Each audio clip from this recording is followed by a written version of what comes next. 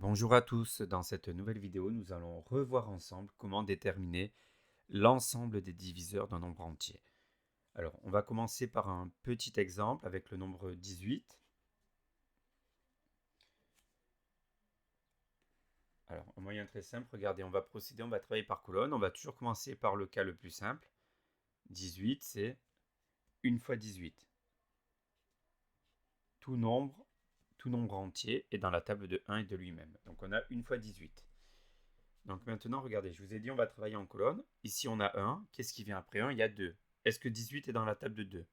Oui. Donc on écrit 2. 2 fois combien? 2 fois 9. Après 2, vient 3. Est-ce que 18 est dans la table de 3? Alors si on connaît un petit peu ces tables, c'est plus facile. Oui. 3 fois 6. Après 3, on a 4. Est-ce que 18 est dans la table de 4? Non. 4 fois 4, 16. 4 fois 5, 20. Donc 18 n'est pas dans la table de 4. Après 4 vient 5. 18 n'a pas pour chiffre des unités 0 ou 5, donc 18 n'est pas dans la table de 5. Après 5 vient 6, mais regardez, le 6, on l'a ici. Donc ça veut dire que s'il y a un diviseur de 18 qui est supérieur à 5, on l'a déjà ici dans la colonne de droite. Donc là, cela veut dire que là, on a terminé la recherche de nos diviseurs. Attention, on n'oublie pas de conclure. Il y a combien de diviseurs pour 18? On a 6 diviseurs et pas 3. Attention. Il y a 6 diviseurs à 18 qui sont 1, 2, 3, 6, 9 et 18.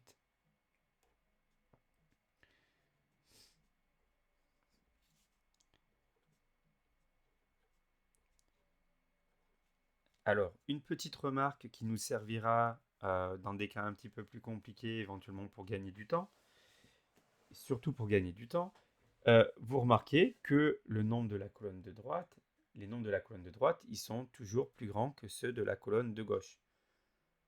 Donc plus grand, et on verra dans certains cas égal, dans quelques cas. Donc ça veut dire que ici, il y a un moyen très simple de vérifier, de savoir quels sont les nombres qu'on va tester dans la colonne de gauche. C'est se dire, tiens, dans le pire des cas, le nombre, je vais le multiplier par lui-même. Donc je cherche dans ma liste des carrés parfaits. La liste des carrés parfaits, le carré de 4, le carré de 5, le carré de 6. Quel est le carré parfait qui est plus grand que 18? Et moi, je sais que 5 au carré, ça fait 25. Donc, c'est plus grand que 18. Donc, ça veut dire qu'ici, de toute façon, quand j'arrivais à 5, quand 5, je le multiplie par lui-même, ça fait déjà plus que 18. Donc, je ne vais pas pouvoir multiplier 5 par un nombre plus grand que 5. Et c'est valable pour tout ce qui pourrait suivre. D'accord? Donc, ça voulait dire qu'ici, j'avais qu'à tester en fait les nombres de 1 à 4. On va voir que cette technique, elle va nous faire gagner du temps sur le prochain exemple. Donc si je prends par exemple le nombre 60,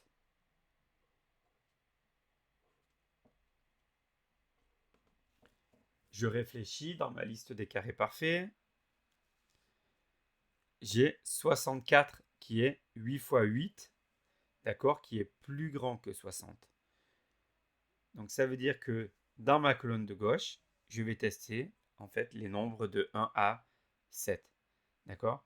Puisque quand j'arrive à 8, 8 fois 8 déjà, rien que 8 fois 8, ça dépasse 60. Donc ce n'est pas possible. On ne peut pas avoir 8 fois un nombre plus grand. D'accord? Donc on y va, je commence. Le premier cas, toujours le plus simple, c'est 1 et le nombre lui-même. Donc 1 fois 60.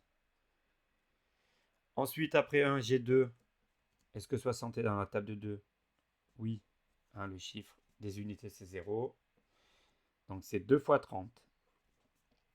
Ensuite, est-ce que 60 est dans la table de 3? Bien évidemment.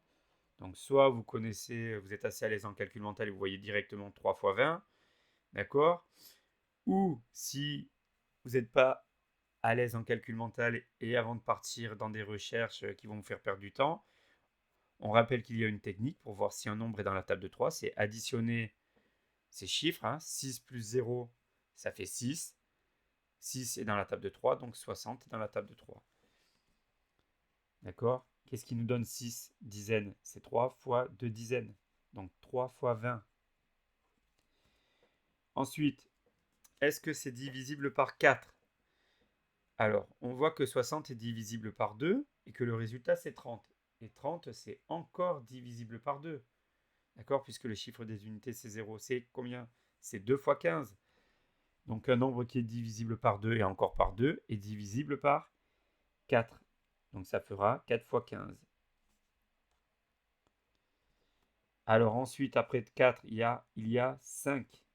Alors le chiffre des unités c'est 0. Donc cela veut dire que 60 est bien dans la table de 5. Il faut un peu réfléchir. Alors on sait que 5 fois 10, ça fait 50. Il nous manque encore 10. 5 fois 2, donc ça fera 5 fois 12 en tout. Alors après, on passe à quoi? 5, il y a 6. Bien évidemment, le chiffre des unités c'est 0. On reconnaît 6 fois 10.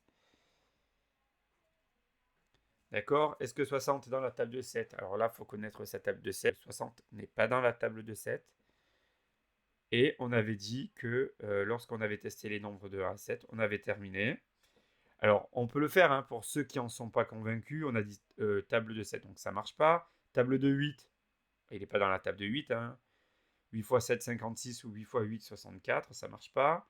Table de 9, ça ne marche pas non plus. 60, c'est pas un résultat qui est dans la table de 9. Et après 9, il y a quoi? Il y a 10. Mais 10, on l'a déjà dans la colonne de droite. Donc regardez. Petite astuce, maintenant on remonte. On a terminé la recherche de nos diviseurs. Alors 60, il a beaucoup de diviseurs. On en a trouvé combien? 1, 2, 3, 4, 5, 6. Et on double de l'autre côté. On en a 12. 60 a donc 12 diviseurs qui sont 1, 2, 3, 4, 5, 6, 10. On les donne bien dans l'ordre. 12, 15, 20, 30 et 60. On poursuit avec un dernier exemple.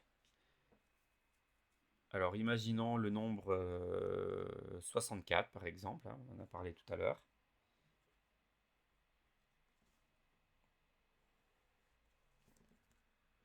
Donc 64, on a dit, avant de commencer, on réfléchit toujours à savoir quels sont les nombres qu'on va tester dans la colonne de gauche pour ne pas perdre de temps.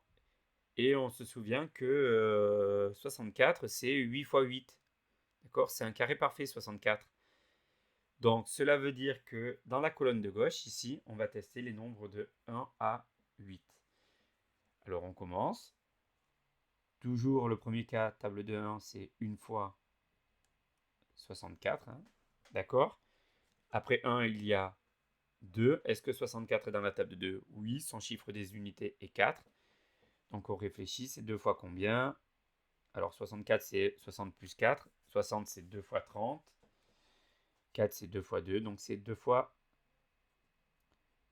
32. Est-ce que 64 est dans la table de 3? Alors, on a vu précédemment que 60, c'est 3 fois 20. Mais si je rajoute 3, ça fait 63. Je rajoute 3, ça fait 66. On n'arrive pas à 64. Il y a un moyen aussi de voir que 64 n'est pas dans la table de 3. C'est faire 6 plus 4 qui font 10.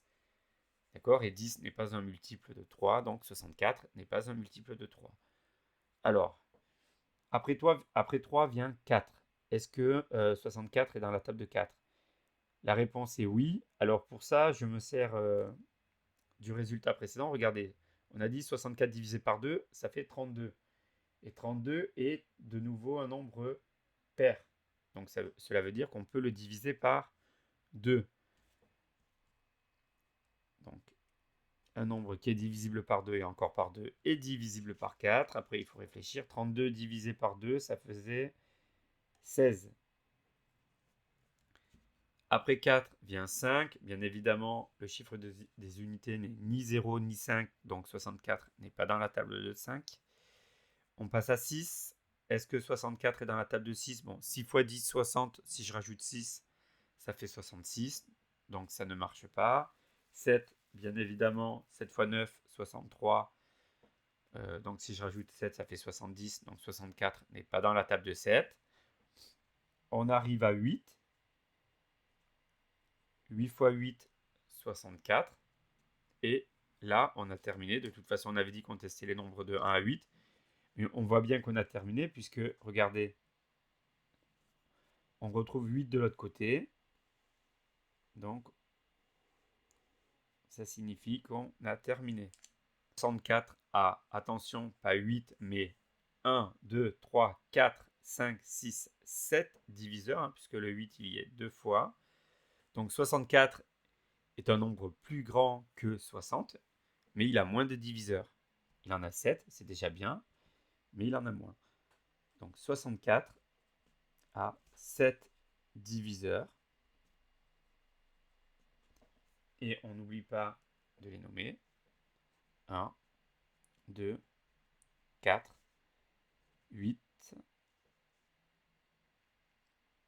16, 32 et 64. Pour cette petite vidéo, j'ai surtout utilisé, bon, c'est vrai, des nombres pairs.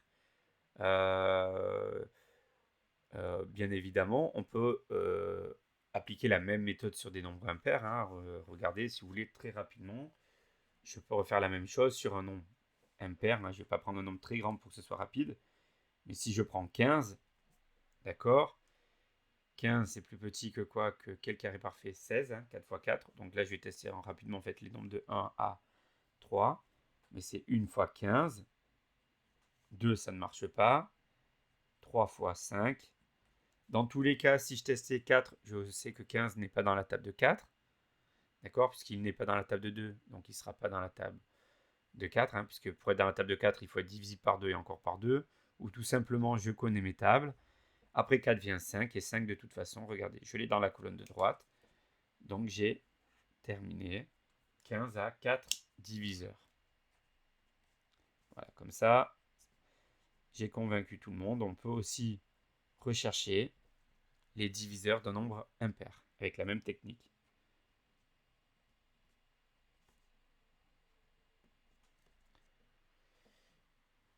Cette vidéo est terminée. On se retrouve pour d'autres vidéos sur les nombres premiers.